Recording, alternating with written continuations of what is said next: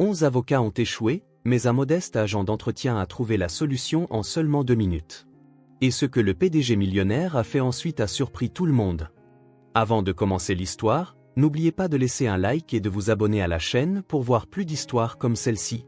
Lena Moral a été appelée en urgence pour nettoyer le sol de la salle de réunion, où l'un des avocats stressés avait renversé un verre d'eau dans le chaos général. Elle est entrée en poussant son chariot de nettoyage, vêtue d'un t-shirt Garfield délavé qui montrait clairement qu'elle n'avait pas prévu d'être là à cette heure. Alors qu'elle s'agenouillait pour nettoyer la petite flaque dans un coin, à peine visible, un véritable chaos éclatait au-dessus de sa tête. Damene, le PDG vif et sérieux de Eli, avait les doigts pressés sur son front, les yeux plissés. 11 avocats parlaient tous en même temps, se rejetant la faute, citant des affaires juridiques, et se contredisant sous la pression. L'ambiance était électrique. Tout tournait autour de la clause 38B du contrat avec le groupe Rancho. S'il ne trouvait pas une faille juridique, l'entreprise ne perdrait pas seulement des millions, elle perdrait la confiance du marché. Et pour Damian, cela avait encore plus de valeur. C'est une bombe juridique, a dit un avocat. La clause est verrouillée. Il n'y a aucune issue. Damian soupira, frustré. Et dire que vous avez étudié à Harvard, Yale et Columbia pour arriver ici les mains vides. Lena se déplaçait silencieusement au fond de la pièce, son balai glissant avec grâce, ses yeux feignant de ne rien remarquer. Mais lorsqu'elle a levé les yeux vers le tableau blanc où la clause était écrite, entourée de notes griffonnées, elle a dit nonchalamment, ça ne ressemble pas à une clause verrouillée. On dirait plutôt un problème de structure. Elle a été rédigée à l'envers de la logique de l'article 127 du Code des contrats fédéraux. Le silence s'est abattu comme si quelqu'un avait coupé le courant dans la pièce. 11 têtes se sont lentement tournées. Damian aussi. Ses yeux gris se sont posés sur la jeune femme en jean délavé, qui ajustait maintenant son seau. « Comment savez-vous cela » demanda-t-il d'un ton sec. Lena se tourna vers lui sans baisser le regard. « Parce que je l'ai lu. C'est dans un des livres que j'ai à la maison. » « Quel genre de livre ?»« Droit civil et droit des contrats. J'ai la collection complète. Un professeur qui habitait dans mon quartier me les a donnés. Je lis un chapitre chaque soir après que mon fils s'est endormi. » Un avocat a toussé d'un air moqueur. Un autre, clairement agacé, a dit, avec tout le respect que je vous dois, nous sommes dans un cadre professionnel. Lena sourit. Et ce que j'ai dit, était-ce faux ? Parce que si c'est juste une question d'uniforme, je peux mettre un costume demain. J'en ai acheté un par erreur en pensant que c'était un sweatshirt. Damian regardait Lena comme si elle était une énigme qu'il n'arrivait pas à déchiffrer. Avez-vous étudié le droit ? 3 ans. J'étais à 1 an de mon diplôme, mais la vie en a décidé autrement. Travailler est devenu plus urgent qu'étudier, mais je n'ai jamais arrêté de lire. Je n'ai simplement pas eu le diplôme. Il se leva, marcha lentement, ignorant les autres avocats comme si personne d'autre n'existait dans la pièce à part elle. Il s'arrêta à quelques pas. Répétez ce que vous avez dit, en détail. Lena posa son balai et croisa les bras. La clause 38B a été écrite avec une structure qui dépend du paragraphe conditionnel de la section 14, mais elle contrevient à l'article 127 du Code fédéral. Cela ouvre une porte pour qu'elle soit annulée pour ambiguïté d'interprétation, surtout si vous argumentez en vous basant sur le précédent Garvin contre Dakota Energy de 2019. Un autre silence. Cette fois, personne ne toussa. Damian gardait les yeux sur elle. Pour la première fois depuis des années, son visage ne montrait aucun jugement. C'était comme s'il voyait quelque chose qui ne cadrait pas avec les tableurs bien ordonnés auxquels il était habitué. Vous avez lu l'affaire Garvin contre Dakota ? 2 fois. L'argument de la défense était brillant, mais j'aurais terminé avec une autre citation. J'ai trouvé la dernière un peu faible. L'un des avocats tenta d'interrompre. Ce n'est pas possible. L'analyse a été faite par des experts. Peut-être qu'elle confond juste quelques termes. Lena haussa les épaules. Alors relisez-le attentivement à la maison. C'est à la page 197 du volume 2 de la collection du professeur Marchesi. C'est une bonne lecture après le dîner. Damian croisa les bras. Son visage affichait un mélange d'incrédulité et de curiosité. Pour la première fois de la matinée, il n'avait pas l'air ennuyé. Il avait l'air intrigué. Votre nom ? Lena Moral. Mademoiselle Lena Moral, parlons dans mon bureau. Elle cligna des yeux. Mais le sol est encore mouillé. Les avocats n'auront qu'à faire attention où ils mettent les pieds, dit-il en se tournant vers eux. Où est-ce trop leur demander ? La réunion se termina dans le silence. Lena, ne sachant pas très bien s'il s'agissait d'une punition ou d'une promotion, poussa son chariot de nettoyage dans le couloir avec un sourire en coin. Le bureau de Damian était silencieux, comme si même les meubles savaient qu'il n'y avait pas de place pour le bruit inutile. Lena entra, poussant son chariot de nettoyage, mais le laissa à l'extérieur.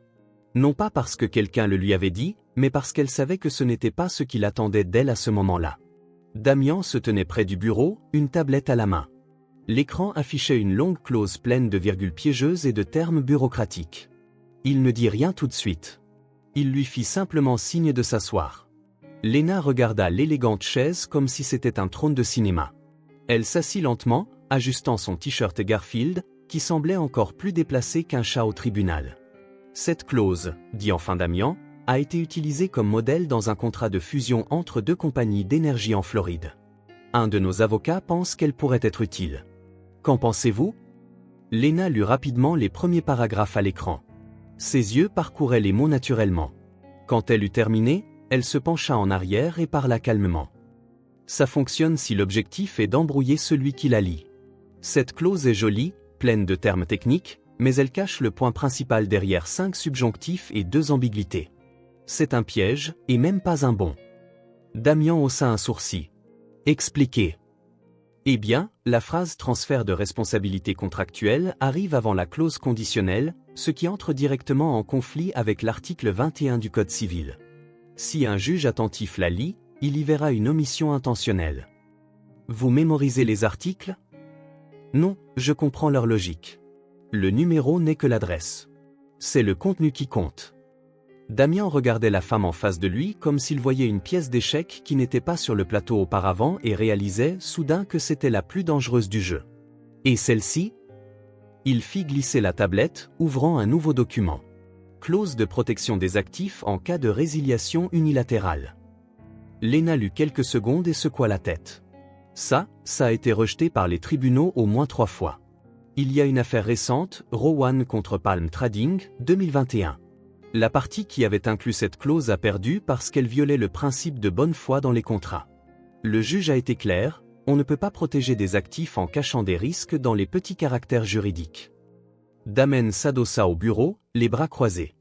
Et si je vous disais que 3 de mes avocats expérimentés ont approuvé cette formulation? Je dirais qu'ils devraient lire plus de livres et moins de contratypes. Le silence dans le bureau n'était rompu que par les bruits de la ville au dehors. Damian, pour la première fois depuis des années, semblait sans défense.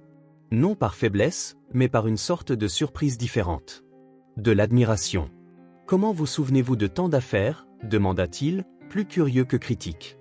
Je lis tout à voix haute. Mon fils de 6 ans sait déjà dire jurisprudence, même s'il pense que c'est le nom d'un personnage de dessin animé. Damian rit. Un vrai rire. C'était rapide, contenu, mais réel. Vous êtes inattendu. J'ai tendance à avoir cet effet, surtout les jours de grand nettoyage. Il se dirigea vers le bureau et prit un dossier bleu, le posant devant elle. C'est le contrat que nous essayons de protéger. Si Rancho parvient à invalider la clause 38B, ils auront une ouverture pour annuler l'accord entier. Ce serait désastreux. Lena ouvrit le dossier et étudia les pages. Vous avez oublié d'utiliser une clause de sauvegarde générique dans la section de clôture du contrat. Un avocat prudent l'aurait ajouté automatiquement. Mais parfois, les génies oublient l'évidence. Damian fronça les sourcils. Vous insinuez que nos avocats sont négligents? Je dis que parfois la vanité prend la place de la prudence. Et quand cela arrive, le contrat se retrouve avec trop d'ego et pas assez de précaution. Il la regarda, sans sa sévérité habituelle. C'était presque comme s'il essayait de comprendre d'où tout cela venait. Vous avez étudié le droit mais n'avez pas fini. 3 ans et demi. J'ai arrêté parce que je devais choisir entre un diplôme et du lait dans le frigo. Mon ex a dit qu'il n'était pas prêt à être père. Mais le bébé est arrivé quand même, et les livres ne pleurent pas la nuit, vous savez. Alors j'ai étudié quand je pouvais, et travaillé quand il le fallait. Damian hocha la tête, sans jugement, simplement en prenant acte. Vous savez que vous ne pouvez pas agir en tant qu'avocate. C'est illégal. Je sais. Je ne vais rien signer ni me présenter nulle part, mais je peux penser, observer, suggérer. Ça, c'est encore autorisé. Il lui tourna le dos et regarda par la fenêtre. La lumière de la ville semblait moins brillante que l'esprit qu'il venait de découvrir dans sa propre entreprise. « J'ai besoin de vous, dit-il, toujours en regardant dehors. Mais personne ne doit le savoir. » Lena croisa les jambes, détendue comme un agent secret. Plutôt une alliée stratégique. Si quelqu'un découvre que je prends des conseils juridiques auprès d'une employée du service de nettoyage, cela se transformera en feuilleton et en crise institutionnelle. Alors je serai votre nettoyeuse de clauses confidentielles. Il se tourna vers elle. Vous en êtes ? Elle se leva, ramassa son seau et répondit avec un léger sourire, tant que je n'ai pas apporté de talons hauts. Mon uniforme en dit long. Lena commença son nouveau rôle en portant les mêmes baskets usées que toujours. La seule différence était que maintenant, avec le seau et le chiffon, elle portait un cahier à couverture rigide où elle notait les noms des avocats, les mots qui semblaient compliqués et les idées qui lui venaient en récurant les sols. Damian avait été clair, personne n'avait besoin de savoir ce qu'elle faisait vraiment. Officiellement, elle était toujours l'agente de nettoyage de l'aile administrative, mais en réalité, elle était bien plus que cela. Elle était le joker invisible de l'entreprise.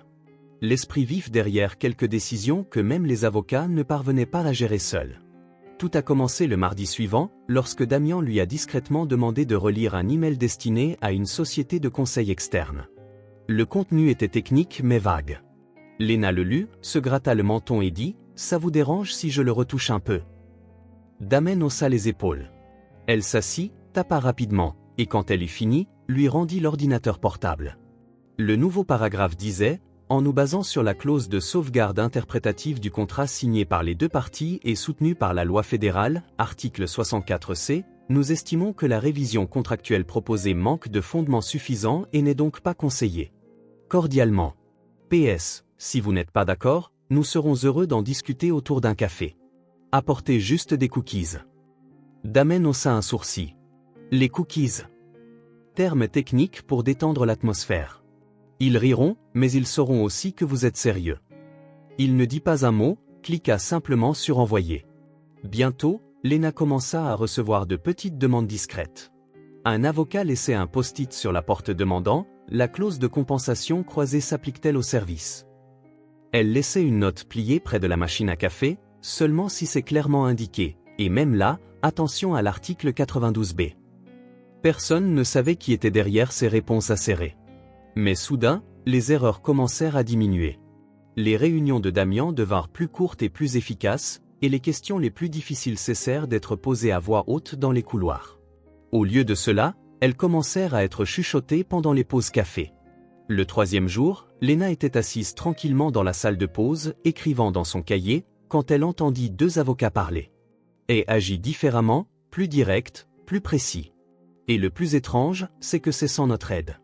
Peut-être qu'il a engagé un consultant externe, ou peut-être une boule de cristal juridique. Lena sourit. Jusqu'à présent, personne ne la soupçonnait, mais cela n'allait pas durer. Le conflit éclata un vendredi matin, quand Alexander Rios, jeune, pompeux et avec un ego assez grand pour avoir sa propre carte d'identité, entra dans le bureau arrière et surprit Lena en train de répondre à un email sur l'ordinateur de Damian. « Qu'est-ce que vous faites là ?» Elle le regarda calmement. « Je réponds à un email juridique sur une fusion et une clause de réversibilité. Vous voulez jeter un œil ?» Il se précipita, indigné. « C'est une violation manifeste de la procédure. Vous n'êtes même pas censé utiliser ce système. Vous n'êtes qu'une femme de ménage. » Lena prit une profonde inspiration. Il n'y avait aucune colère dans sa posture, juste la contenance de quelqu'un qui refuse d'être rabaissé. N'importe qui peut lire la loi, mais comprendre son âme est un privilège pour ceux qui étudient au-delà de la page, dit-elle en le regardant droit dans les yeux. Alexander fronça les sourcils. Ça, ce n'est pas dans le code. Non, en effet. C'est dans la préface du livre du professeur Marchesi. Le même professeur qui donne vos cours de 3e cycle. Je l'ai tiré de son livre. Le silence qui suivit fut plus assourdissant que n'importe quelle accusation. À partir de ce jour, Lena fut officieusement surnommée la voix des notes de bas de page. Personne ne savait exactement qui elle était, mais les rumeurs commencèrent à se répandre.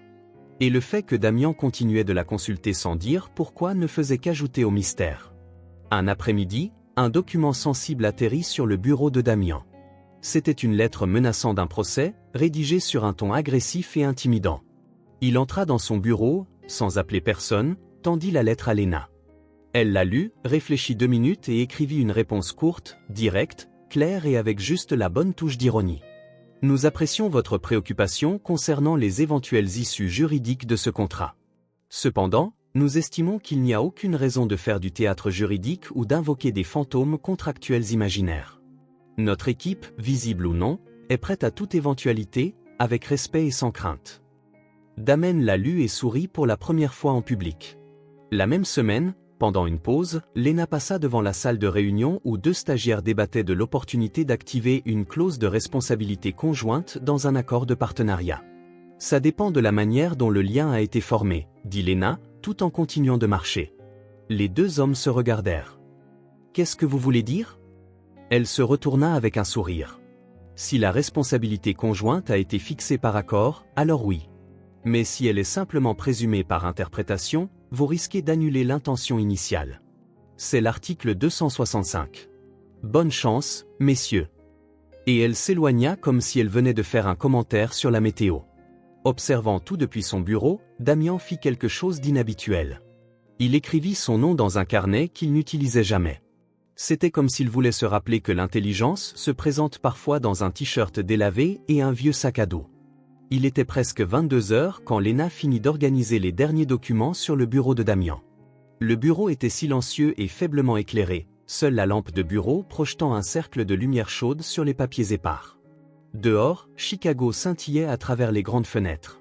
Mais à l'intérieur de cette pièce, le monde s'était réduit à 2 personnes et à une conversation qui n'avait pas encore commencé.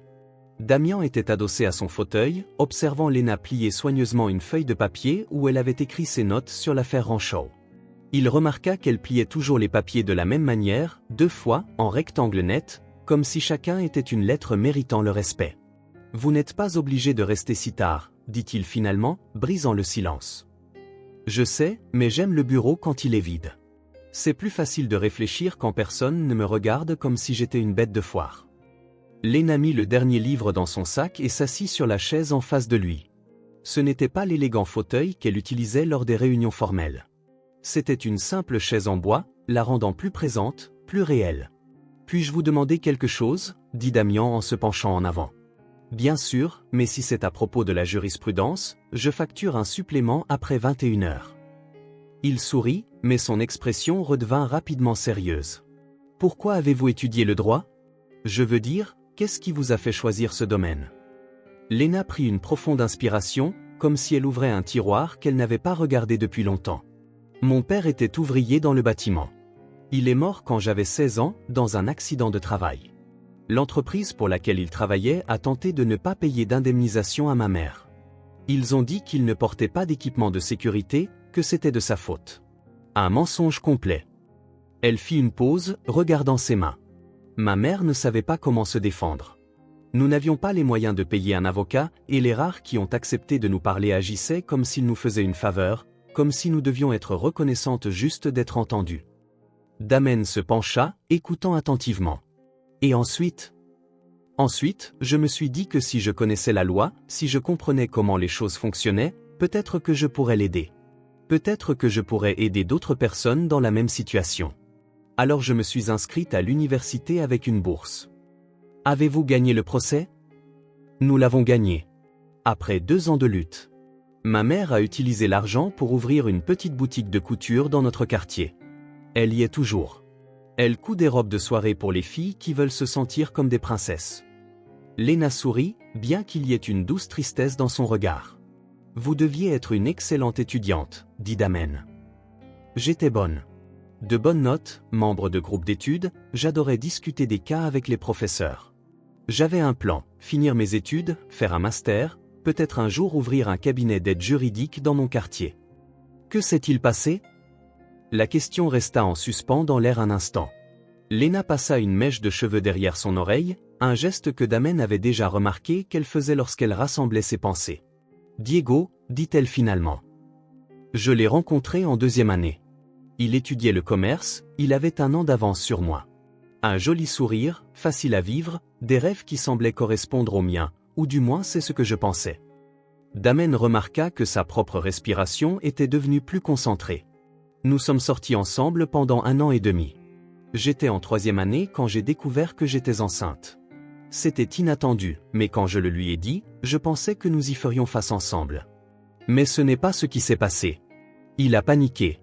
Il a dit qu'il était trop jeune pour être père, qu'il avait encore trop de projets, et que peut-être il vaudrait mieux régler la situation d'une autre manière.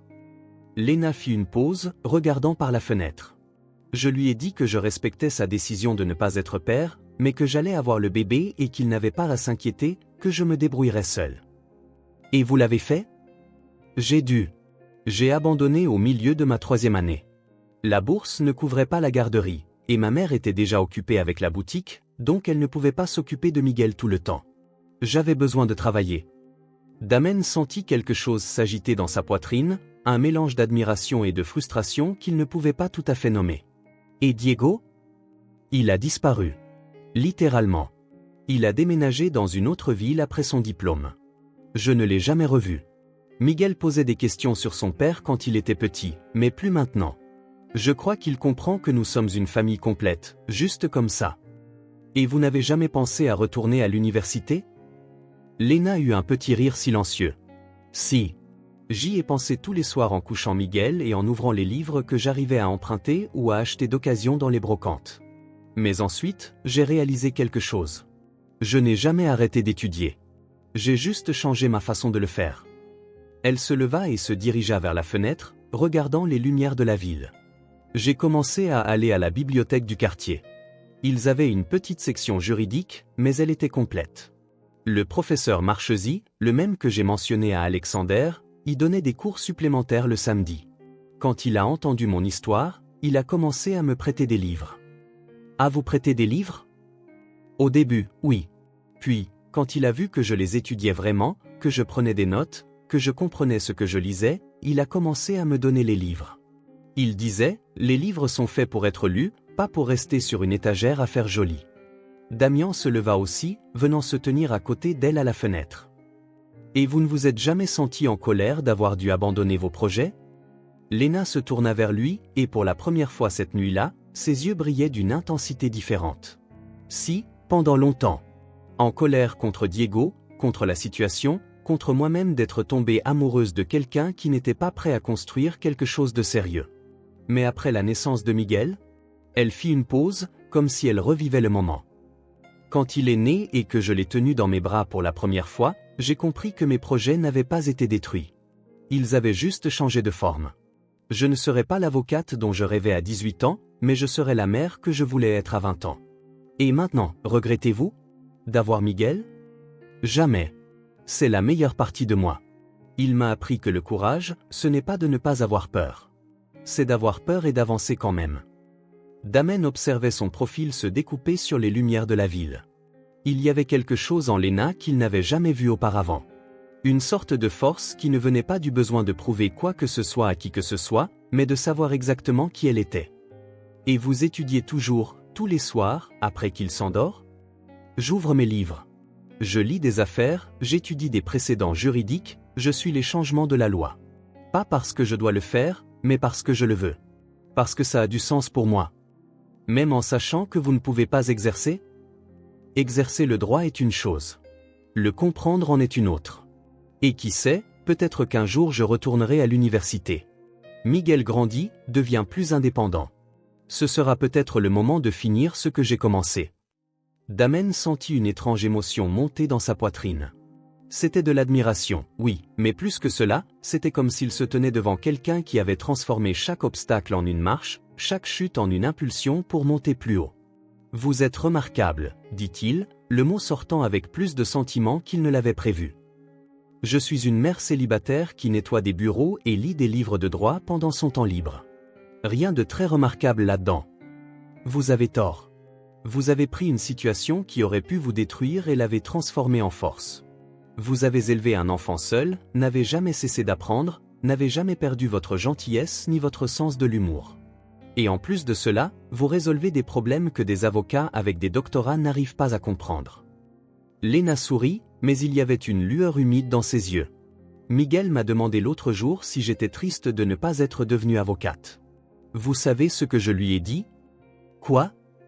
Je lui ai dit que je n'étais peut-être pas devenue l'avocate dont je rêvais, mais que j'étais devenue la personne que je devais être, et que cela valait encore plus. Le silence qui suivit était lourd de sens. Damian regarda Léna lisser ses cheveux, ramasser son sac, retournant à son mode d'employé efficace. Mais quelque chose avait changé au cours de ces minutes. Une intimité s'était formée, une compréhension mutuelle qui allait au-delà du partenariat professionnel. « Je dois y aller », dit-elle. Miguel se couche tôt, mais il aime que je sois là quand il se réveille au milieu de la nuit. Parfois, il fait des cauchemars. Bien sûr. Merci d'avoir partagé ça avec moi. Merci de m'avoir écouté. Elle se dirigea vers la porte, mais se retourna avant de partir. Et Damian, cette conversation reste entre nous. D'accord ? Non pas parce que c'est un secret, mais parce que c'est personnel. Bien sûr. Damian resta seul dans le bureau, regardant la chaise où elle s'était assise. Pour la première fois depuis des années, il se sentit petit. Pas diminué, mais humble. Comme s'il venait de rencontrer quelqu'un qui lui faisait remettre en question tout ce qu'il pensait savoir sur la force, la détermination et la valeur. Le lendemain, Damian arriva au bureau plus tôt que d'habitude. Non pas parce qu'il avait des réunions urgentes ou des documents à examiner, mais parce qu'il voulait observer.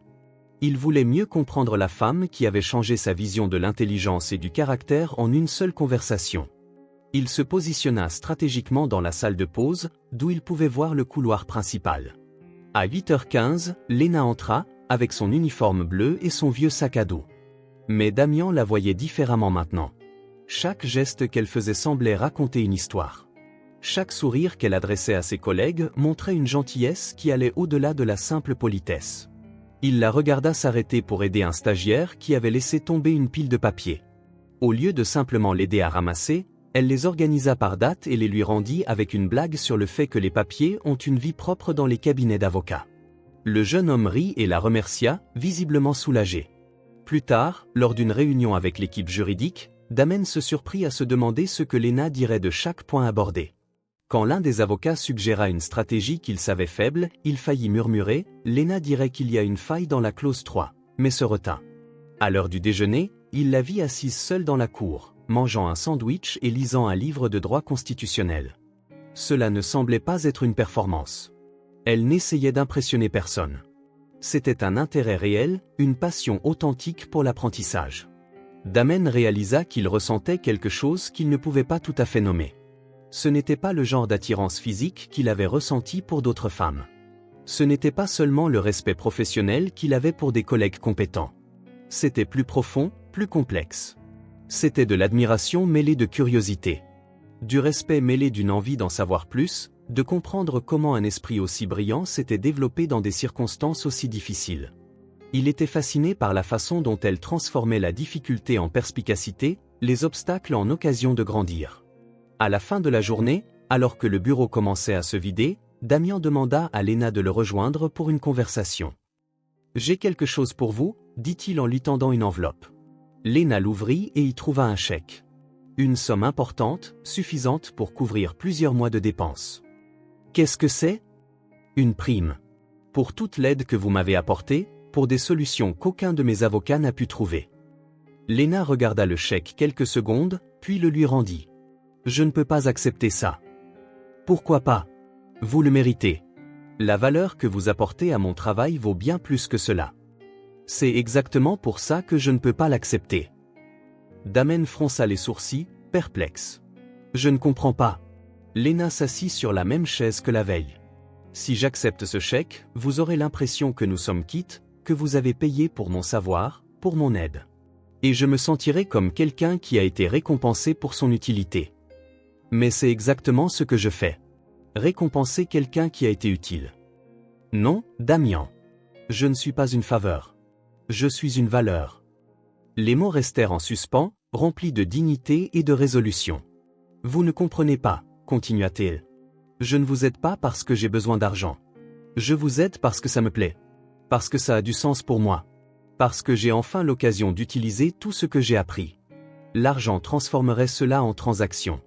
Mais ce que nous avons ici, c'est un partenariat. » Damen rangea le chèque, se sentant à la fois repoussé et profondément impressionné. « Alors, comment puis-je vous remercier ? Continuez à me laisser participer. continuez à faire confiance à mon jugement. Et peut-être, juste peut-être, voyez-moi comme une personne, pas seulement comme une agente de nettoyage qui connaît le droit. À ce moment-là, Damen réalisa ce qu'il ressentait. Il était en train de tomber amoureux. Pas de l'apparence de Lena, pas de son utilité au travail, mais de son essence, de son intégrité, de son esprit, de sa capacité à transformer n'importe quelle situation en une occasion de grandir. Et cela l'effrayait plus que n'importe quel procès qu'il ait jamais affronté.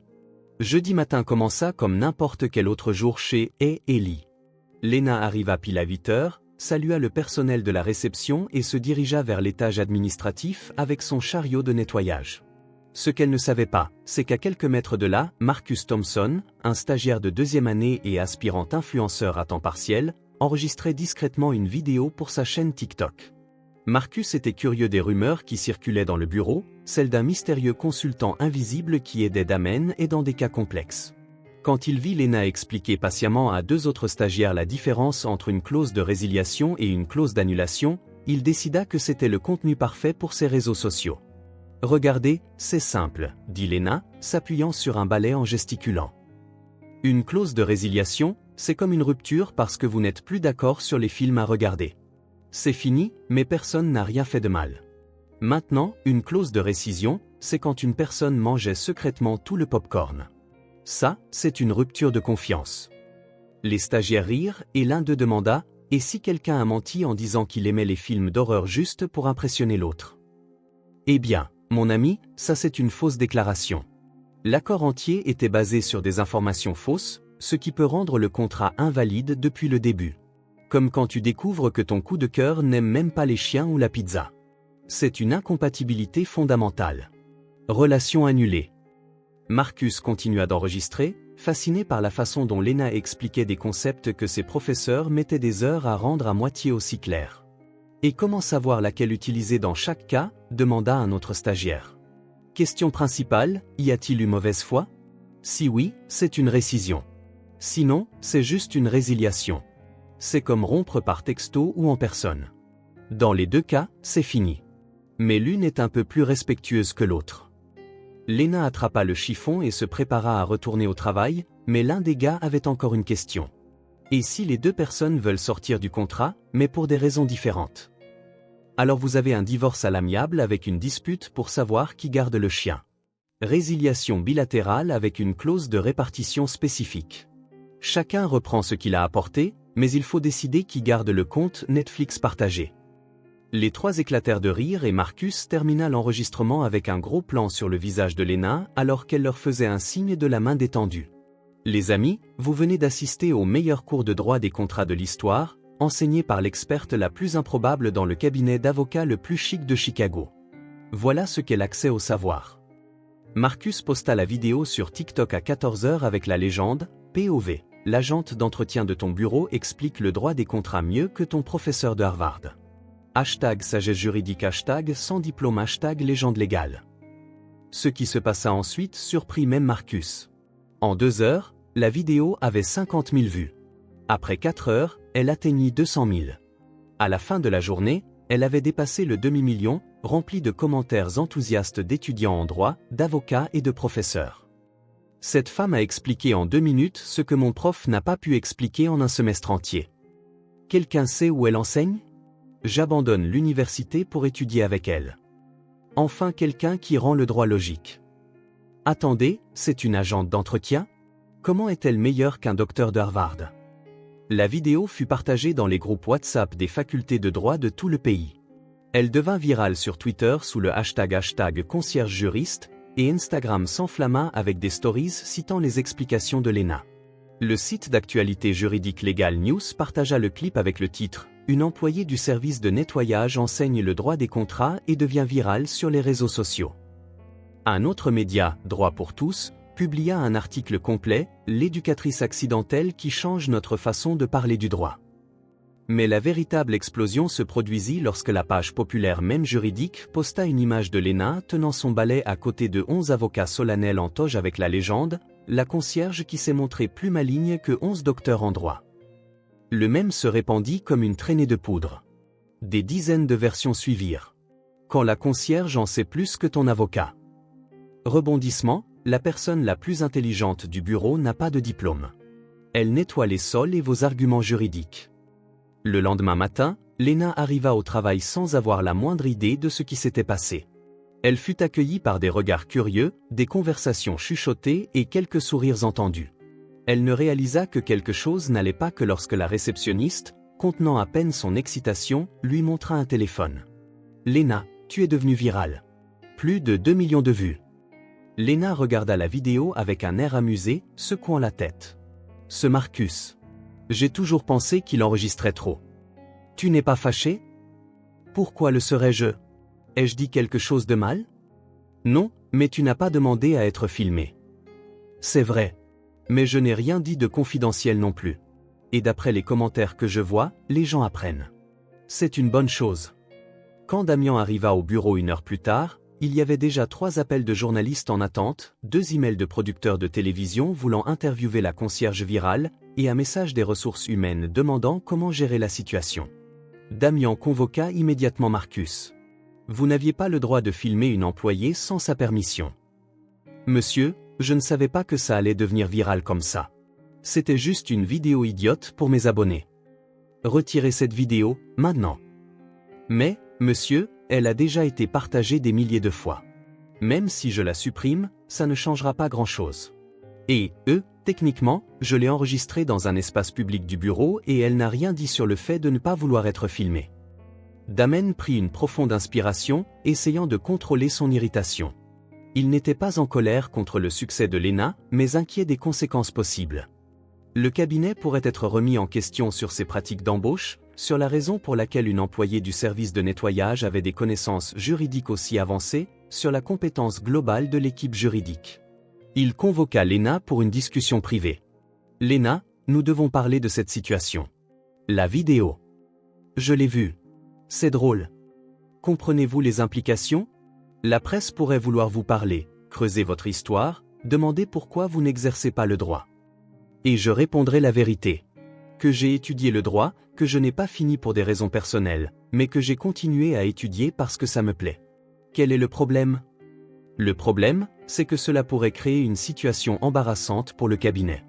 Les gens remettront en question notre compétence, demanderont pourquoi nous comptons sur une employée du service de nettoyage pour résoudre des cas complexes. » Lena croisa les bras, adoptant un ton plus sérieux. « Damien, avez-vous honte de moi? » La question le prit au dépourvu. « Ce n'est pas ça. » Alors qu'est-ce que c'est? Ai-je partagé des informations confidentielles, enfreint un protocole, manqué de respect à un client? Non, fait. Alors laissez-moi vous poser une question.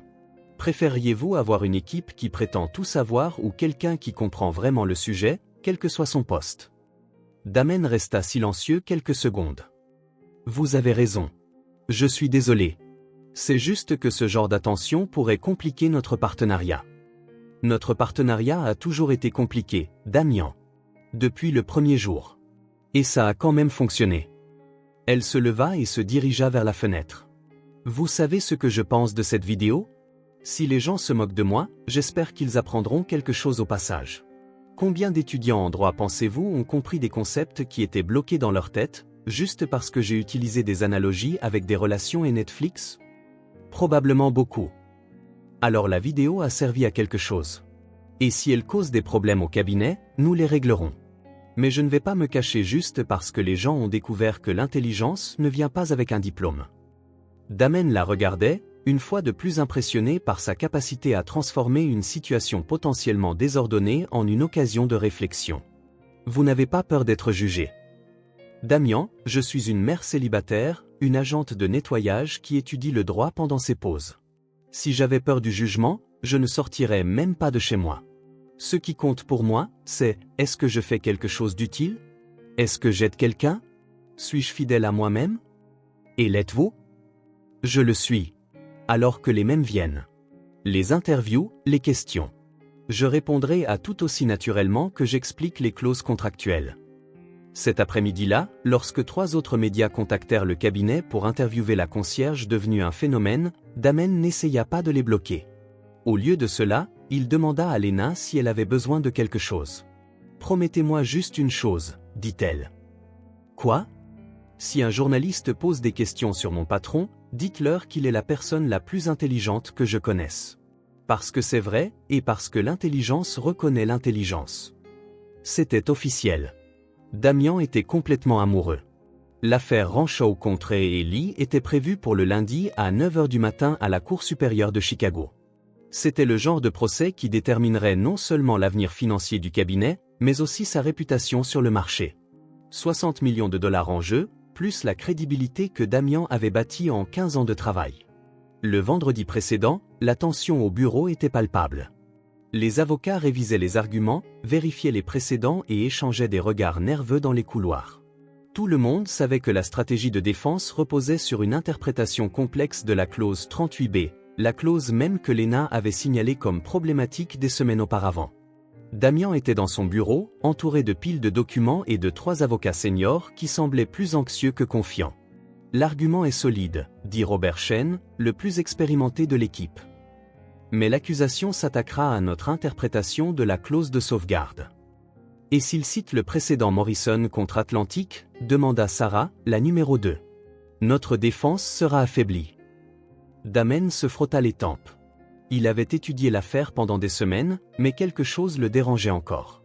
Il y avait une pièce du puzzle qui ne s'emboîtait pas tout à fait.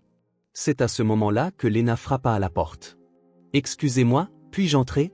« Bien sûr. » Elle portait un plateau avec du café et un dossier sous le bras. « Je vous ai apporté du café, eh bien, je vous ai entendu parler de Morrison contre Atlantic. » Robert haussa un sourcil. « Et vous vous inquiétez du mauvais précédent. » La pièce tomba dans le silence.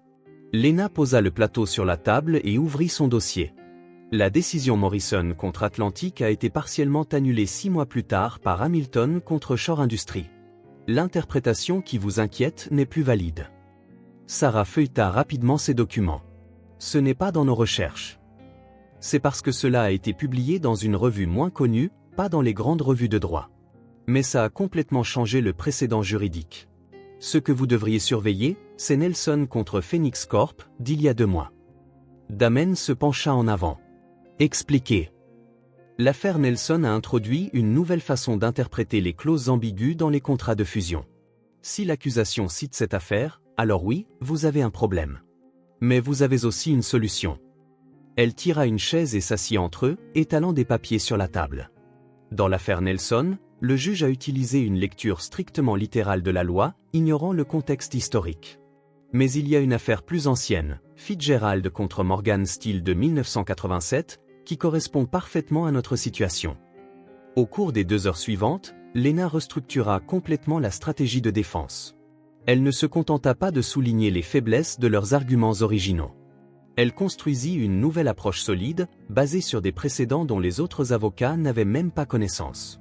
« Vous devriez être celle au tribunal lundi, » dit Robert, clairement impressionné. « Je ne peux pas, et je ne le ferai pas. » « Pourquoi pas ? » « Parce que ce n'est pas ma place. Ma place est ici, à vous aider à vous préparer.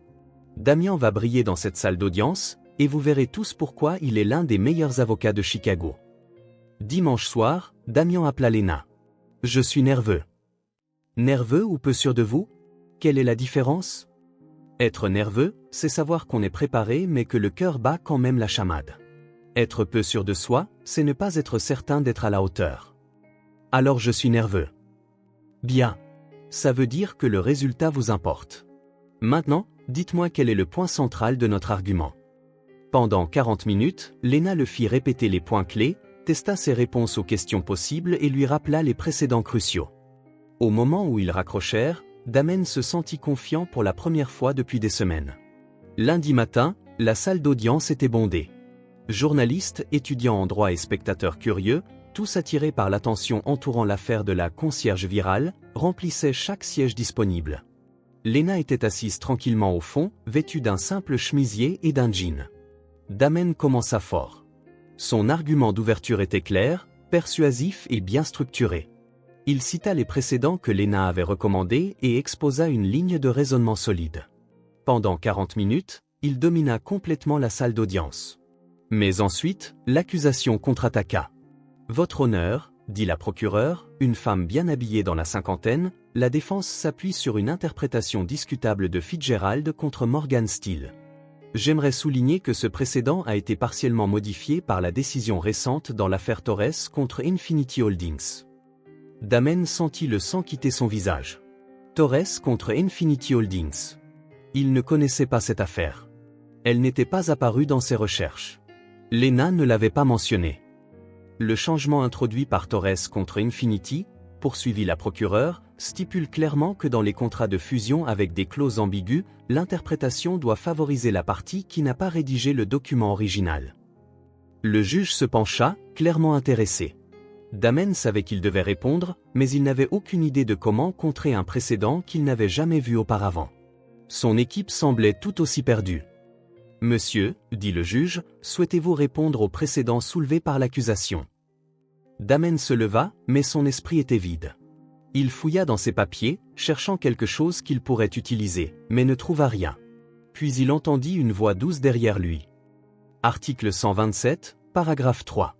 Modification partielle, pas totale. C'était Lena. Elle s'était levée, parlant juste assez fort pour qu'il l'entende, lui donna exactement ce dont il avait besoin. Damen prit une profonde inspiration et se tourna vers le juge. Votre honneur, avec tout le respect dû à l'accusation, il est important de préciser que Torres contre Infinity Holdings n'a introduit qu'une modification partielle du précédent Fitzgerald contre Morgan Stanley, pas une abrogation complète. Il se mit à marcher dans la salle d'audience, sa confiance revenant. L'article 127, paragraphe 3, stipule que les modifications partielles de précédents ne doivent s'appliquer qu'aux aspects spécifiques remis en question dans la nouvelle décision. Comme Lena l'a expliqué, dans Torres contre Infinity, le problème principal était de savoir comment interpréter les clauses dans les OPA hostiles, pas dans les fusions amicales comme celles que nous discutons aujourd'hui. La procureure fronça les sourcils, ne s'attendant clairement pas à cette réponse. De plus, poursuivit Damian, le juge dans Torres contre Infinity a très clairement indiqué que sa décision n'était pas destinée à s'appliquer largement à tous les types de fusions, mais seulement à celles impliquant de la coercition ou un déséquilibre d'information majeur. Le juge hocha la tête, suivant la logique. Dans notre cas, nous avons une fusion amicale avec une information complète partagée entre les deux parties, documentée sur 8 mois de négociations.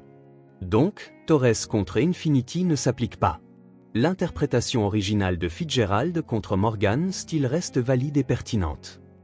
La salle d'audience tomba dans le silence, rompu seulement par le bruit du juge tapotant son stylo sur le bureau. « Monsieur, votre argument est cohérent et bien étayé. L'objection est rejetée. » 2 heures plus tard, Damen avait gagné l'affaire. La décision fut unanime. La clause 38B était valide. Le contrat restait en vigueur, et Lee conservait non seulement les 60 millions en jeu, mais aussi leur réputation. De retour au bureau, tout le monde célébrait. Mais avant toute chose, Damen alla chercher Lena. « Il faut que je vous parle. » Ils se retrouvèrent dans son bureau, loin des félicitations et des toasts qui avaient lieu en bas. « Comment connaissiez-vous Torres contre Infinity ? » « Je l'ai cherché hier soir, quand vous m'avez dit que vous étiez nerveux. Je me suis dit que je vérifierais si des cas récents pouvaient poser problème à notre stratégie. J'en ai trouvé 3, dont celui-là. Et pourquoi ne me l'avez-vous pas dit avant ? Parce que vous étiez déjà sous pression, et je savais que si cela se présentait, vous seriez capable de le gérer avec la bonne information au bon moment. Damen s'assit sur le bord de son bureau. Lena, vous avez sauvé ma carrière aujourd'hui. Vous avez sauvé votre propre carrière. J'ai juste chuchoté un indice. Non, c'était bien plus que ça. Vous m'avez aidé depuis le premier jour. Il s'approcha. Je veux rendre cela officiel. Serez-vous mon assistante personnelle et conseillère juridique principale ? Salaire complet, avantages sociaux complets, et la reconnaissance que vous méritez. Les yeux de Lena s'emplirent de larmes. Vous êtes sérieux ? Complètement. Ce n'est pas une faveur. Ce n'est pas de la charité. C'est du respect pour votre valeur professionnelle. J'accepte. Ils s'enlacèrent. C'était une étreinte professionnelle, mais elle dura quelques secondes de plus que nécessaire. Ce soir-là, Damian organisa un dîner de célébration à Rosewood, l'un des restaurants les plus élégants de Chicago. Toute l'équipe juridique était là, ainsi que plusieurs clients importants. Quand Lena arriva, Damen faillit ne pas la reconnaître. Elle portait une simple robe bleu marine, élégante mais sobre, et ses cheveux, habituellement attachés, étaient lâches. Elle était magnifique, mais toujours complètement elle-même. Pendant le dîner, Elle parla avec aisance d'affaires juridiques, fit rire les gens avec ses analogies créatives, et se comporta avec une confiance tranquille qui n'avait rien à voir avec ses vêtements ou ses chaussures. Damian ne put la quitter des yeux de toute la soirée. La façon dont elle gesticulait en expliquant un point. La façon dont elle souriait quand quelqu'un posait une question intelligente. La façon dont elle traitait tout le monde, du serveur aux associés principaux, avec la même chaleur et le même respect.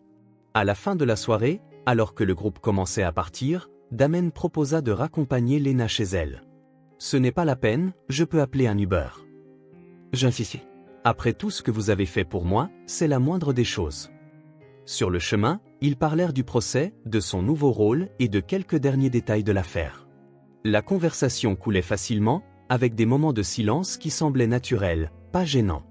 Quand ils arrivèrent à l'immeuble de Lena, Damen coupa le moteur. « Lena !»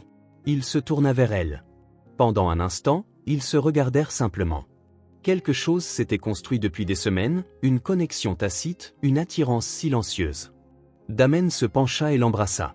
C'était doux au début, incertain, puis plus profond. Lena répondit, ses mains touchant son visage, perdue dans le moment. Quand ils se séparèrent, ils étaient tous les deux à bout de souffle.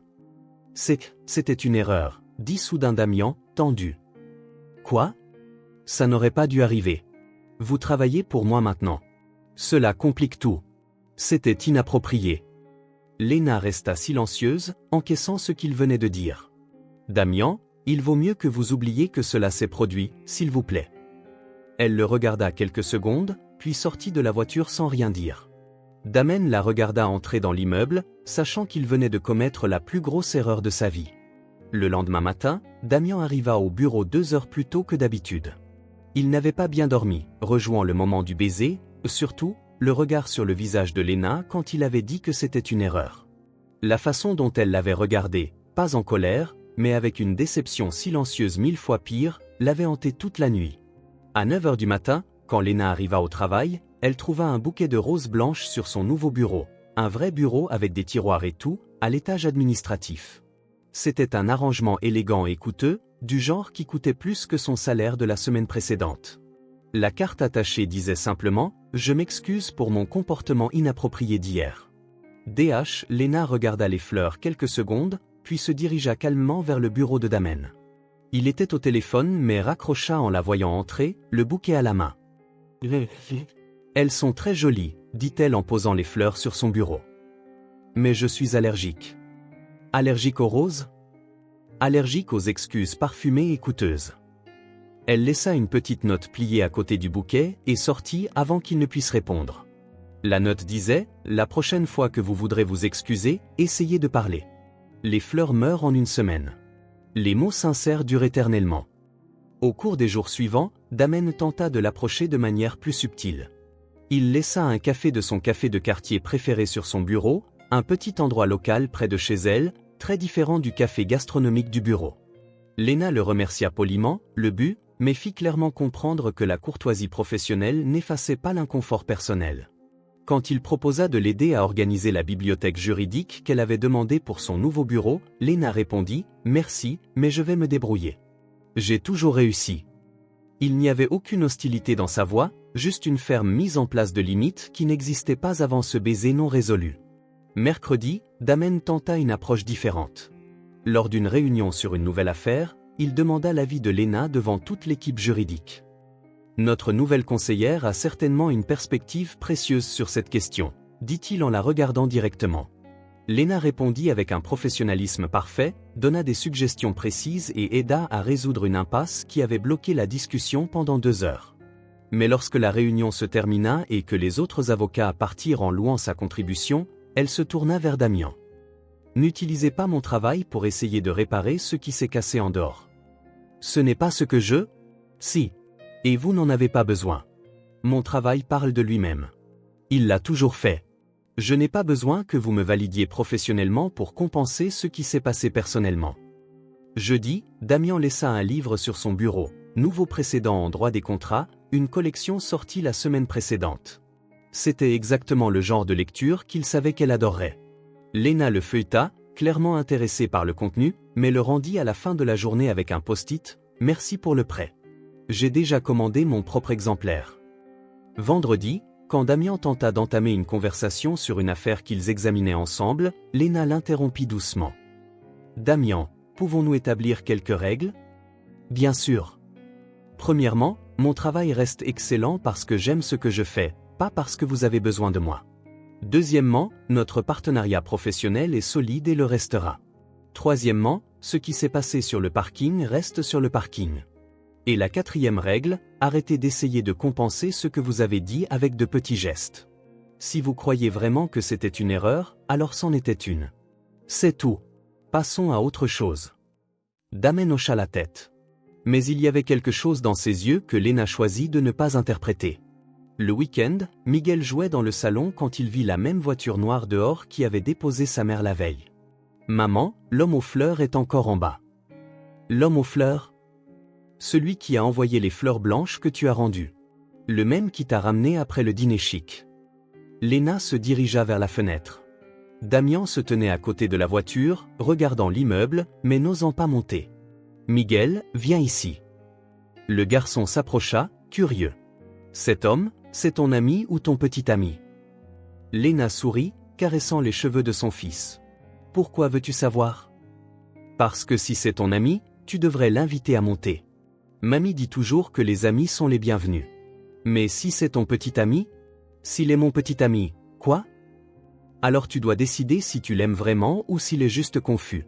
Parce qu'un petit ami confus te rend triste, et je n'aime pas quand tu es triste. Léna serra son fils dans ses bras, émerveillée par la sagesse d'un enfant de 6 ans. Et tu penses qu'il est quoi? Miguel réfléchit quelques secondes, observant Damien à travers la fenêtre. Je pense que c'est un ami qui voulait être un petit ami mais qui a eu peur. Comme Pedro dans ma classe, il aime Sofia mais fait semblant que non parce que les autres garçons se moqueraient de lui. Tu es très intelligent, tu sais ça. Mamie le dit toujours. Elle dit aussi, les adultes sont parfois plus bêtes que les enfants. Léna rit, continuant d'observer Damien en bas dans la rue. Tu sais quoi? Ta grand-mère a raison. Damien resta sur le trottoir pendant encore 10 minutes, puis monta dans sa voiture et partit. Léna resta à la fenêtre, pensant aux paroles de son fils et aux sentiments complexes qu'elle n'était pas tout à fait sûre de savoir nommer. Miguel, qui était retourné à ses jouets, appela depuis le salon, « Maman, s'il revient demain, je peux lui parler ?» Les adultes qui sont confus ont parfois besoin de l'aide des enfants. Léna secoua la tête en souriant. Son fils avait raison. Les adultes compliquent souvent les choses simples. Le lundi suivant, Damien se présenta au bureau de Léna avec une proposition inattendue. « On déjeune dehors? J'ai besoin de te parler d'une affaire, mais loin du bureau. » Léna le regarda, sentant quelque chose de différent dans son attitude. Il semblait moins sur la défensive, plus humain. Quel genre d'affaire? Le genre qui ne peut pas être résolu avec la jurisprudence. Ils allèrent dans un petit café du centre-ville, loin des restaurants huppés que Damien fréquentait habituellement. C'était un endroit simple avec des tables en bois usé et un menu écrit à la main sur un tableau noir. Le genre d'endroit où Léna se sentait à l'aise. Damien commanda un sandwich qu'il toucha à peine. Léna mangea sa salade en le regardant jouer avec une serviette. « Alors, dit-elle après quelques minutes de silence, quel genre d'affaire te perturbe à ce point? » « Le cas, c'est moi. » Elle arrêta de manger et attendit. « Léna, je ne sais pas comment gérer ce que je ressens. » « Et que ressens-tu? » Damien prit une profonde inspiration, comme s'il se préparait pour une confession au tribunal. « Depuis que tu es entré dans ma vie, tout a changé. Ma façon de travailler, ma façon de penser, ma façon d'exister. Et ça me fait peur. » « Pourquoi ça te fait peur? » « Parce que je n'ai jamais ressenti ça avant. Je n'ai jamais autant admiré quelqu'un. Je n'ai jamais eu autant envie d'être près de quelqu'un, d'entendre ce qu'il pense, de comprendre comment il voit le monde. » Léna posa sa fourchette et lui accorda toute son attention. « Es-tu confus parce que tu es tombé amoureux, ou parce que tu es tombé amoureux? Quelle est la différence? » La différence, c'est que tu n'as peut-être pas l'habitude des femmes qui n'ont pas besoin de toi, juste de toi, le vrai toi. Damien fronça les sourcils. « Qu'est-ce que tu veux dire? » Les femmes que tu as connues avant, elles avaient besoin de ton statut, de ton argent, de ton influence. Je n'ai besoin de rien de tout ça. Et ça te laisse sans point de référence, n'est-ce pas? Il resta silencieux quelques secondes, absorbant ses paroles. Peut-être que tu as raison. Ce n'est pas un peut-être. Tu as passé toute ta vie à être nécessaire aux gens pour les mauvaises raisons.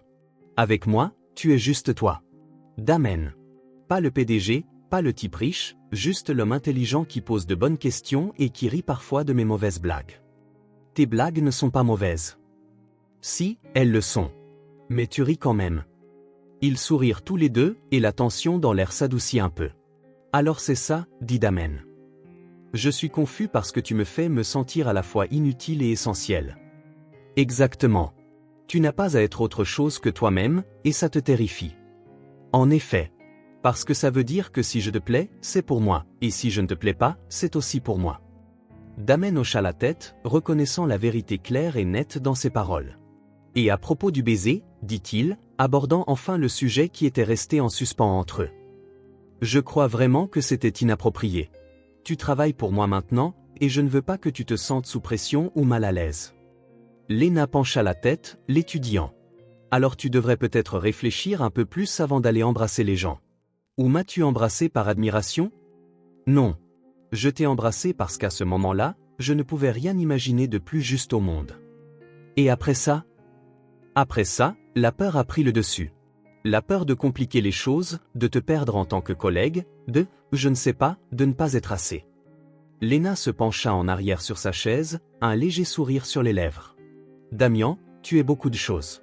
Intelligent, dévoué, parfois aussi têtu qu'une mule. Mais pas assez, jamais. Alors pourquoi je me sens comme ça?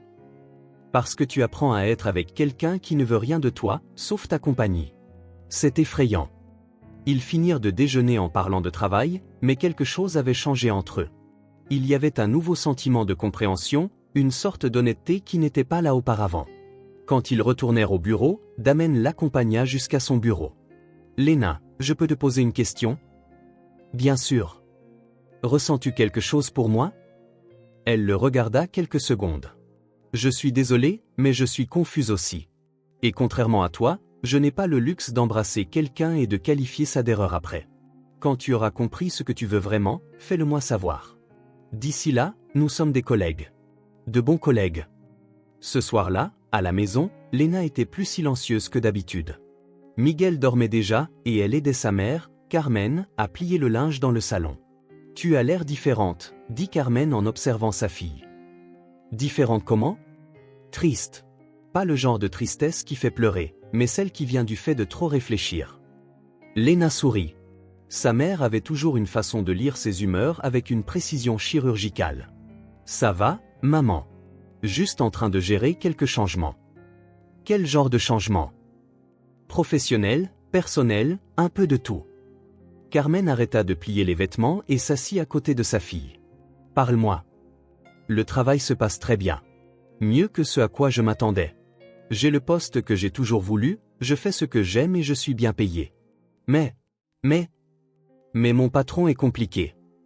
Compliqué comment? Léna soupira. Il est intelligent, respectueux, il me valorise professionnellement. Et je ressens quelque chose pour lui. Et lui, ressent-il quelque chose pour toi? Je crois. Mais il n'arrête pas de faire des allers-retours. Il qualifie ses propres sentiments d'erreur. Carmen hocha la tête, comme si tout s'éclairait soudainement. Oh, je vois. C'est un de ces hommes qui ne savent pas comment gérer une femme forte. Ce n'est pas ça, maman. Il admire ma force. Le problème, c'est que je pense que ça le rend peu sûr de lui. Et toi, comment te sens-tu? Confuse. Parce que je tiens à lui, mais je ne sais pas s'il me veut vraiment ou s'il m'admire simplement. Et je ne suis pas sûr de vouloir m'impliquer avec quelqu'un qui ne comprend même pas ses propres sentiments. Carmen serra sa fille dans ses bras. Ma chérie, parfois les hommes mettent plus de temps à comprendre leur cœur. Pas parce qu'ils sont bêtes, mais parce qu'on leur a appris à croire que les sentiments sont une faiblesse. Alors, que devrais-je faire? Continue d'être toi-même. S'il est intelligent, il réalisera qu'il a trouvé quelque chose de rare. Et sinon, tant pis pour lui. Tu as déjà prouvé que tu n'as besoin de personne pour être heureuse. Léna sourit, se sentant un peu plus légère. Merci, maman. De rien. Et Léna, même si tu te sens incertaine, tu rayonnes. Ça veut dire quelque chose. Cette nuit-là, Léna s'endormit en pensant aux paroles de sa mère et à cette conversation avec Damian. Peut-être que Carmen avait raison. Parfois, il faut juste être qui on est et laisser le reste suivre son cours. Dans les jours qui ont suivi cette conversation au déjeuner, Damian fit exactement ce que Lena attendait. Il prit ses distances. Il redevint le PDG distant et posé, lui parlant avec le genre de professionnalisme froid qu'il avait maîtrisé au fil des ans. Dans les réunions, il l'appelait Madame Morale. Dans les couloirs, il hochait poliment la tête mais ne s'arrêtait pas pour parler. C'était comme si l'honnêteté de ce déjeuner l'avait tellement effrayé qu'il se cachait derrière la même armure professionnelle qu'il portait depuis 15 ans. Lena le remarqua tout de suite et répondit de la seule manière qu'elle connaissait, avec dignité. S'il voulait de la distance, elle lui en donnait. S'il préférait la formalité, elle serait parfaitement formelle. Mais elle commença aussi à se retirer du soutien informel qu'elle lui avait apporté. Quand Damian laissait des documents sur son bureau avec des post-TS demandant son avis, elle répondait par email. Techniquement solide, détaillé, mais sans les commentaires enjoués qu'elle ajoutait auparavant. Quand il tentait d'entamer une conversation sur une affaire, elle répondait clairement et professionnellement, puis retournait directement à son travail. Le changement ne passa pas inaperçu au bureau. Sarah dit à Robert que l'ambiance entre le patron et sa nouvelle conseillère était devenue étrangement formelle. Marcus, toujours fier d'avoir repéré le talent de Lena, remarqua qu'elle ne faisait plus de blagues lors de ses explications juridiques. Jeudi, Damen examinait un contrat quand il réalisa qu'il avait besoin de l'avis de Lena sur une clause spécifique. Au lieu de se rendre à son bureau comme il en avait l'habitude, il envoya un email formel demandant un retour écrit. Sa réponse arriva 15 minutes plus tard. 3 paragraphes techniquement parfaits, complètement impersonnels. C'était exactement ce qu'il avait demandé, mais il manquait l'étincelle qu'il avait appris à apprécier dans son travail. Ce soir-là, seul à la maison, Damian se surprit à chercher Lena sur les réseaux sociaux. Pas quelque chose qu'il faisait normalement, mais sa curiosité l'emporta. Son profil était simple, avec juste quelques photos, mais chacune racontait une histoire. Il y avait une vidéo de Miguel, datant de quelques mois, essayant de dire le mot jurisprudence pendant que Lena riait en arrière-plan. Une autre la montrait en train d'expliquer un contrat d'assurance maladie à un voisin âgé en utilisant des métaphores de recettes de gâteaux. Une photo la montrait assise dans la bibliothèque locale, entourée de vieux livres de droit, avec Miguel endormi sur ses genoux.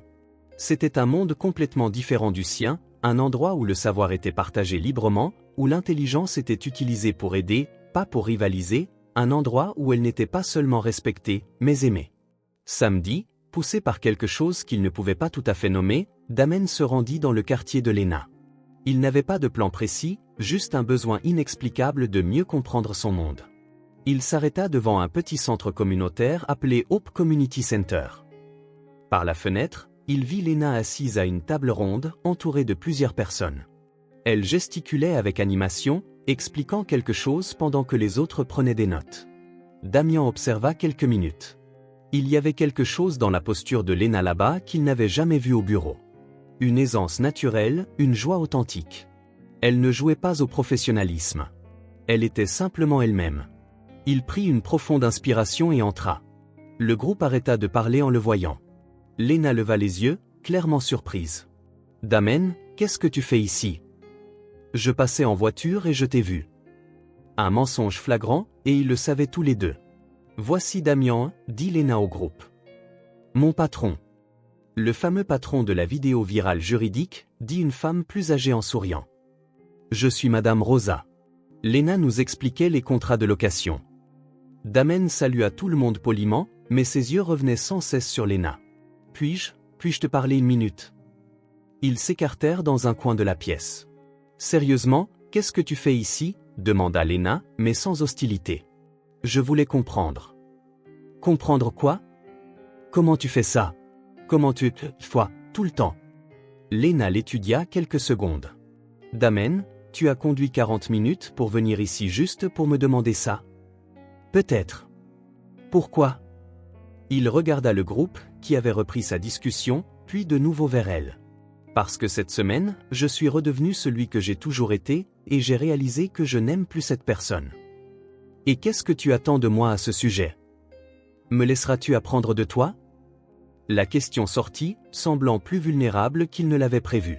Lena resta silencieuse un moment, puis sourit pour la première fois de la semaine. « Ça dépend. Es-tu prêt à écouter Madame Rosa expliquer pourquoi son bail d'appartement est injuste, même si ça prend 2 heures ? » « Je le suis. » Et a aidé M. Carlos à comprendre pourquoi le garage ne peut pas lui facturer des travaux qu'il n'a pas approuvés. Je le suis. Et à le faire sans te sentir supérieur à quiconque ici?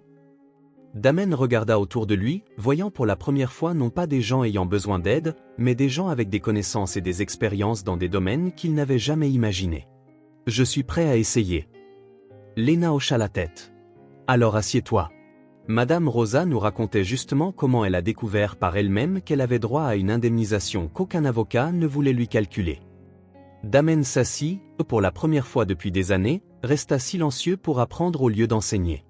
Pendant les 2 heures suivantes, il écouta des histoires qui le firent repenser à tout ce qu'il pensait savoir sur la justice, l'intelligence et la valeur humaine. Quand ils partirent, Lena demanda « Alors, as-tu appris quelque chose ?» « J'ai appris que tu n'es pas seulement intelligente, tu es sage. Et il y a une grande différence entre les deux. » Quelle est la différence?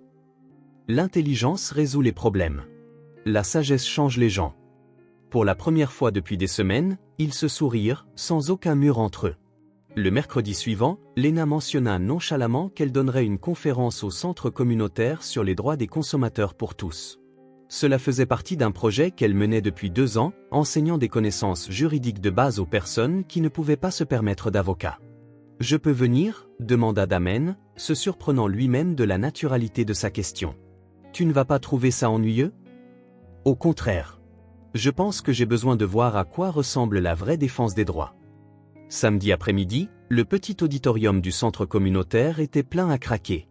Environ 40 personnes remplissaient les chaises en plastique, des jeunes mères avec des bébés sur les genoux aux retraités avec des carnets à la main. Damen s'assit au fond, observant. Lena monta sur la petite scène improvisée avec une aisance naturelle qu'il n'avait jamais vue dans le cadre de l'entreprise. Elle portait un jean et un simple chemisier, les cheveux lâches, sans aucune des touches polies qui caractérisaient les présentations professionnelles auxquelles il était habitué. « Bonjour à tous », commença-t-elle avec un sourire sincère. Aujourd'hui, nous allons parler de quelque chose que tout le monde devrait savoir. Comment ne pas se faire avoir quand on achète quelque chose? Des rires parcoururent la foule. D'abord, mettons-nous d'accord sur une chose. Tout le monde ici s'est fait avoir au moins une fois. Moi, vous, même ce monsieur bien habillé au fond. Elle fit un geste discret vers Damen. Il s'est probablement fait avoir aussi. D'autres rires suivirent, et Damen se sentit inclus, pas pointé du doigt. La différence, c'est que lorsque cela arrive à quelqu'un qui a de l'argent, il engage un avocat. Quand cela nous arrive à nous, on se fâche, on le dit à nos amis, et c'est tout. On accepte la perte. Une femme plus âgée leva la main. Mais Lena, les avocats coûtent cher. Qu'est-ce qu'on est censé faire? Madame Maria, c'est exactement de ça que je suis ici pour parler aujourd'hui. Vous n'avez pas besoin d'un avocat pour tout. Ce dont vous avez besoin, c'est de connaître vos droits. Pendant l'heure suivante, Lena expliqua des concepts complexes en utilisant des exemples de tous les jours. Elle parla des garanties en les comparant à des relations qui ne fonctionnent pas, des taux d'intérêt abusifs en les comparant à des prêts entre amis, et des contrats trompeurs en utilisant des recettes qui cachent des ingrédients comme métaphore. Damen regardait, fasciné par la façon dont elle traduisait le jargon juridique en un langage simple et accessible, sans perdre en précision technique.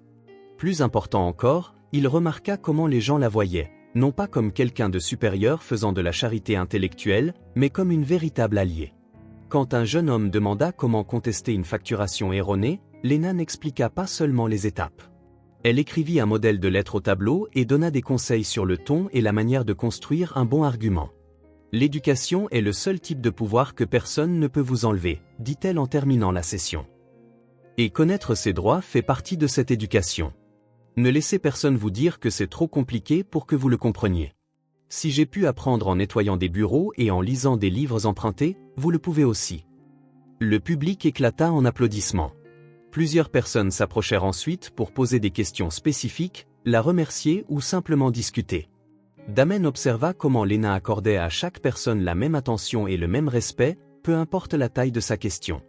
Une femme âgée prit les mains de Lena et dit « Ma chérie, tu es un ange dans nos vies. Sans toi, je n'aurais jamais résolu ce problème avec la compagnie de téléphone. Madame Conciso, c'est vous qui l'avez résolu. Je vous ai juste montré le chemin. » Quand la foule se dispersa enfin, Damen s'approcha. C'était incroyable.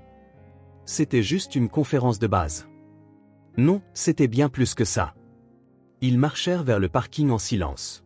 Damen semblait plongé dans ses pensées. « Je peux te poser une question ?» dit-il finalement. « Bien sûr. Comment arrives-tu à être, ça? À être si importante dans la vie des gens sans même t'en rendre compte ?» Lena s'arrêta de marcher. « Damian, je ne suis pas importante. Je partage juste ce que je sais. » C'est exactement ça. Tu ne gardes pas le savoir pour avoir du pouvoir sur les gens. Tu utilises le savoir pour donner du pouvoir aux gens. Il la regarda avec un mélange d'admiration et de quelque chose proche de la tristesse. Tu es tout ce que je voulais être et que je n'ai jamais pu. Qu'est-ce que tu veux dire? J'ai passé toute ma vie à accumuler des connaissances pour me démarquer, pour être meilleur que les autres. Tu utilises les tiennes pour élever les gens. C'est le contraire complet de tout ce que j'ai construit. Lena lui toucha doucement le bras. Damian, il n'est pas trop tard pour changer la façon dont tu utilises ce que tu sais. Tu crois? J'en suis sûr. À ce moment-là, Miguel sortit en courant du centre communautaire, suivi par Carmen. Maman, tu as été génial, cria le garçon en se jetant dans les bras de Lena. Miguel, voici Damian. Damian, mon fils Miguel et ma mère Carmen. Miguel regarda Damian avec des yeux curieux. Tu es le monsieur avec la voiture noire. Celui qui est toujours confus. Miguel, gronda Lena, embarrassée. Damen rit. Oui, c'est moi. Le confus. Carmen lui tendit la main avec un sourire chaleureux. Ravi de vous rencontrer, Damian. Lena parle beaucoup de vous. J'espère que c'est tant bien. Ça l'est. Elle dit que vous êtes très intelligent, mais que vous avez encore besoin d'apprendre à faire confiance à vos sentiments. Lena rougit. Maman. Quoi, c'est vrai. Carmen se tourna vers Damian. Je peux vous donner un conseil, mon garçon? S'il vous plaît. Ma fille n'est pas compliquée. Elle n'acceptera juste pas d'être traitée comme un second choix. Si elle vous plaît, soyez assez courageux pour l'admettre. Sinon, soyez assez honnête pour la laisser passer à autre chose. Damen hocha la tête, touché par l'honnêteté douce de Carmen. Merci pour le conseil, Madame Carmen. De rien. Et maintenant, vous dînez tous les deux avec nous. J'ai fait des lasagnes pour une armée et je n'accepte pas de refus. Miguel attrapa la main de Damen. Tu aimes les lasagnes? Mamie fait les meilleures du monde. Damen regarda Lena, qui haussa légèrement les épaules avec un sourire. On dirait que ta soirée est toute tracée. On dirait bien. Et pour la première fois depuis des années, Damian se sentit vraiment chez lui. Le dîner chez Carmen avait tout changé. Pas seulement pour Damian et Lena, mais dans la façon dont ils interagissaient. Dans les semaines qui suivirent, ils recommencèrent à travailler ensemble aussi naturellement qu'auparavant. Mais quelque chose avait changé. Il y avait un nouveau sentiment d'honnêteté entre eux. Chaque conversation semblait plus profonde, chaque silence portait plus de sens. Damian avait commencé à se rendre régulièrement au centre communautaire, non pas en tant qu'invité, mais en tant que bénévole. Il découvrit que l'enseignement des contrats commerciaux aux petits entrepreneurs de quartier était plus gratifiant que la conclusion de n'importe quel accord de plusieurs millions de dollars. Et Lena observait cette transformation avec un mélange de fierté et de quelque chose qu'elle pouvait enfin s'avouer, de l'amour. L'événement annuel de et Lee était prévu pour le vendredi. C'était une tradition, une soirée élégante où clients, partenaires et employés se réunissaient pour célébrer les réussites de l'année. Damen donnait toujours le discours principal, un résumé technique des victoires et des jalons du cabinet. Mais cette fois, ce serait différent. Ce matin-là, il alla chercher Lena. « J'ai besoin que tu sois là ce soir. J'aide toujours à organiser les événements. Bien sûr que je serai là. Non. J'ai besoin que tu sois là en tant que Lena. Pas en tant qu'employé. » Elle le regarda, perplexe. « Qu'est-ce que tu prépares ? » Quelque chose que j'aurais dû faire il y a longtemps. Ce soir-là, le hall principal de et Lee avait été transformé. Lumière dorée, arrangements élégants, musique douce. Environ 200 personnes se mêlaient, sirotant des cocktails et discutant. Lena arriva dans une robe noire simple mais élégante qu'elle avait achetée spécialement pour l'occasion. Elle portait une petite pochette et un sourire nerveux. Miguel était à la maison avec Carmen, après avoir fait promettre à sa mère de tout lui raconter sur la fête le lendemain. « Tu es magnifique », dit Damian en la voyant, et pour la première fois, elle ne le prit pas comme une courtoisie professionnelle. « Tu es très élégant aussi. » Il portait un smoking noir parfait, mais il y avait quelque chose de différent dans sa posture. Moins rigide, plus humain. Pendant le cocktail, Léna discuta facilement avec les clients et les collègues. Plusieurs la reconnurent comme la concierge virale, et elle répondit aux blagues avec humour et grâce. Damian observait de loin, remarquant comment elle transformait chaque interaction en quelque chose de réel. Sarah, la numéro 2 du cabinet, s'approcha de Léna. « Je peux te faire une confession ? Quand j'ai entendu que Damen t'avait promu, j'étais sceptique. Je pensais que c'était juste un coup de pub après la vidéo virale. Et maintenant ? Maintenant, je comprends pourquoi il dit que tu es la personne la plus intelligente du bureau. Et pourquoi il agit si différemment. Différemment comment ? Plus humain. Plus heureux. Plus lui-même. » Quand ce fut l'heure du discours, Damian monta sur la petite estrade à l'avant de la salle. Il tapota doucement son verre pour attirer l'attention de tous. « Bonsoir à tous. Merci de vous joindre à nous une fois de plus. » La salle se tut, s'attendant aux discours habituels sur les chiffres et les réalisations. Chaque année, je monte ici pour parler de nos victoires, des affaires que nous avons gagnées, des clients que nous avons acquis, des objectifs que nous avons dépassés. Et chaque année, vous écoutez poliment pendant que je passe en revue les statistiques et que je remercie tout le monde pour l'effort d'équipe. Quelques rires étouffés parcoururent la salle. Cette année est différente. Parce que cette année, j'ai appris quelque chose qui a complètement changé ma façon de voir le succès. Damen trouva Léna dans la foule. Elle se tenait près du mur latéral, tenant un verre de vin qu'elle avait à peine touché. J'ai appris que l'intelligence n'est pas une question de diplôme. Que le leadership n'est pas une question de hiérarchie. Et que la valeur n'est pas une question de prix. Des murmures curieux commencèrent à s'élever. Vous savez tous que cette année a été la meilleure de l'histoire de notre cabinet. 68 affaires gagnées, 200 millions de contrats conclus, une expansion dans 3 nouveaux États. Des chiffres impressionnants. Il fit une pause, les yeux toujours rivés sur Léna. Mais rien de tout cela ne s'est produit parce que je suis une sorte de génie des affaires.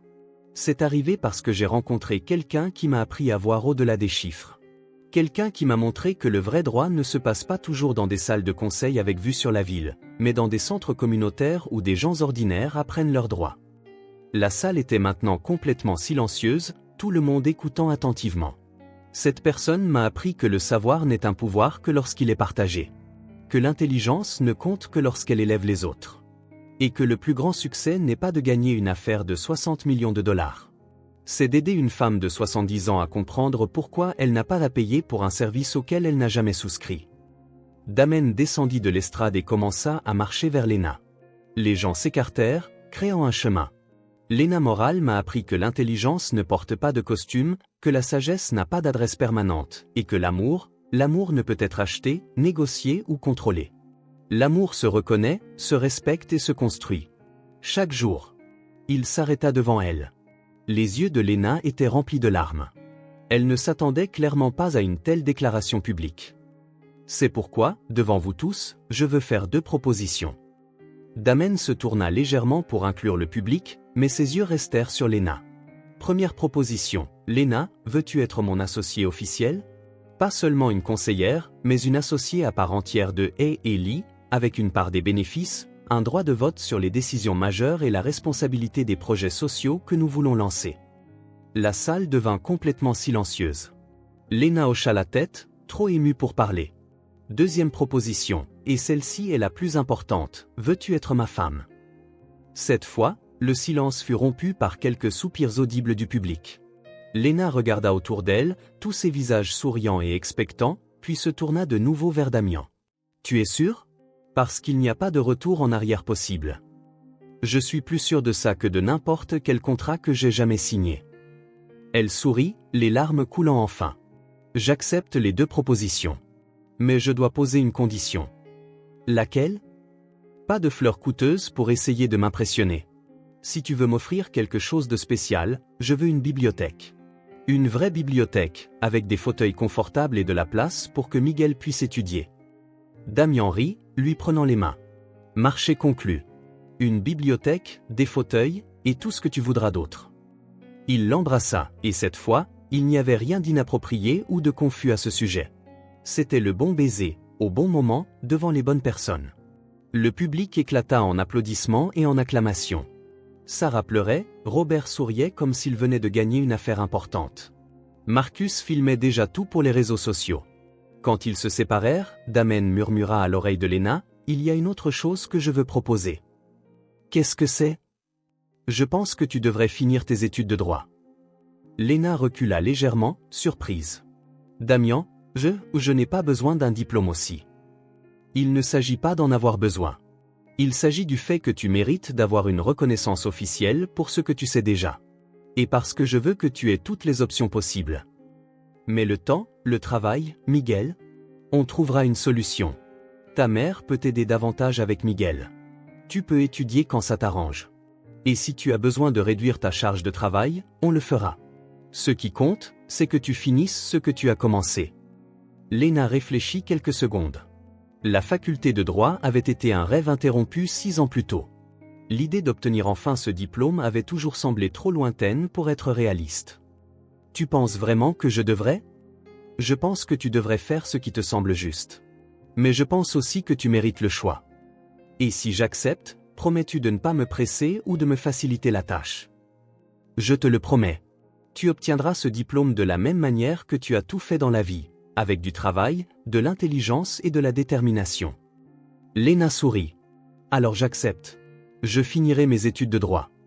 Même en sachant que ce sera beaucoup. Travailler, étudier, s'occuper de Miguel. J'ai fait des choses plus difficiles. Et cette fois, je ne le ferai pas seul. Damian l'embrassa de nouveau, et pour la première fois depuis des années, Lena sentit que tous ses rêves n'étaient pas seulement possibles. Ils étaient inévitables. Le lundi suivant, elle était au téléphone avec le bureau de la faculté de droit, se renseignant sur le processus de réinscription. Carmen avait immédiatement offert d'aider davantage avec Miguel, disant qu'il était temps que sa fille finisse ce qu'elle avait commencé comme il se doit. Et pour la première fois, Lena réalisa qu'avoir un partenaire ne signifiait pas dépendre de quelqu'un. Cela signifiait construire une vie ensemble, où les rêves de chacun avaient de la place pour grandir. 6 mois plus tard, dans le même centre communautaire où Damian avait appris le vrai sens de la justice, avait lieu le mariage le plus insolite que Chicago ait jamais vu. Les décorations ne venaient pas d'un magazine de luxe. Elles étaient faites par les mains aimantes de Carmen, qui avait organisé un groupe de voisins pour transformer le petit auditorium en quelque chose de magique. Des fleurs du jardin de Madame Rosa, des tissus empruntés à la couturière locale, des lumières installées par les électriciens du quartier. Chaque détail était chargé d'histoire et de soin. Les chaises en plastique étaient décorées de rubans de tissu colorés. L'autel était une simple table recouverte d'une nappe brodée à la main par la grand-mère de Miguel. Au lieu d'un service de traiteur coûteux, il y avait une table communautaire où chaque famille apportait un plat spécial. Damian arriva tôt, ajustant le costume simple qu'il avait choisi pour ne pas détonner. Il observait les derniers préparatifs avec un sourire que Sarah, son ancienne employée et maintenant amie, décrirait plus tard comme s'il avait enfin trouvé sa place dans le monde. Les invités étaient un mélange improbable, des avocats du cabinet assis à côté du personnel de nettoyage, des clients fortunés discutant avec des retraités du quartier, des étudiants en droit riant avec des enfants de la communauté. Marcus, bien sûr, enregistrait tout pour créer ce qu'il savait déjà être la vidéo de mariage la plus virale de l'histoire juridique américaine. Quand la musique simple commença à jouer, une playlist que Miguel avait aidé à composer, Damian prit sa place à l'hôtel de fortune. Pour la première fois depuis des années, ses mains ne tremblaient pas de nervosité. Il était exactement là où il voulait être. La porte s'ouvrit et Lena entra au bras de Miguel. Elle portait une simple robe blanche, achetée dans un magasin de quartier et ajustée par la couturière locale. Ses cheveux étaient lâches, avec une seule fleur fraîche, un tournesol sur lequel Miguel avait insisté en disant « Ma maman brille comme le soleil ». Miguel portait un petit costume bleu marine qui le faisait ressembler à un avocat miniature. Il portait un coussin avec les alliances, marchant avec une expression sérieuse qui fit rire toute la foule à travers ses larmes. Damian regarda Lena marcher vers lui et comprit enfin le sens du mot foyer. Ce n'était pas un lieu. C'était une personne. C'était cette femme qui avait changé toute sa vie avec sagesse, humour et une sorte de générosité qui l'apprenait encore à égaler. Quand elle atteignit l'hôtel, Miguel tendit les alliances au professeur Marchesi, l'homme même qui avait prêté à Lena ses premiers livres de droit des années auparavant. Avant les vœux traditionnels, Lena dit, surprenant tout le monde, « J'aimerais dire quelques mots ». Elle se tourna vers la foule, tenant les mains de Damen. Pendant longtemps, les gens m'ont connue comme l'agente de nettoyage qui connaissait le droit. Et c'est bien. Je nettoie vraiment des choses. Mais au fil des ans, j'ai réalisé que je ne nettoyais pas seulement les sols. Sa voix était stable, pleine d'une émotion tranquille. J'ai nettoyé les jugements. Mes propres jugements sur ce que je pouvais ou ne pouvais pas accomplir. Les jugements des autres sur ce que signifie être intelligent, réussir, avoir de la valeur. Elle regarda Damian. Et j'ai aidé quelqu'un de très spécial à nettoyer ses jugements aussi. Sur ce que signifie diriger, aimer et être vraiment heureux. Carmen pleurait silencieusement au premier rang. Madame Rosa agitait son mouchoir.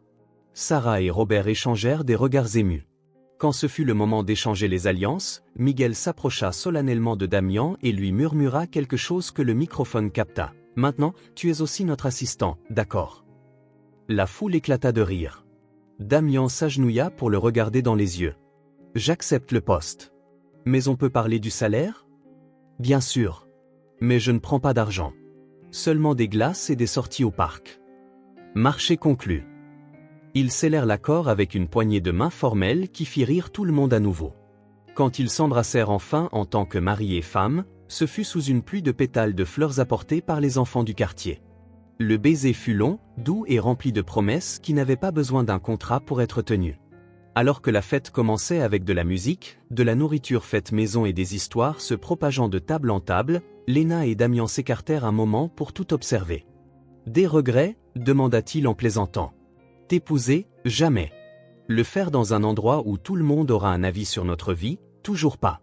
Pourquoi pas ? Parce que maintenant, ils sont notre famille. Et la famille veille les uns sur les autres. » Damian l'embrassa de nouveau, sachant qu'il avait trouvé non seulement une femme, mais une toute nouvelle façon de vivre.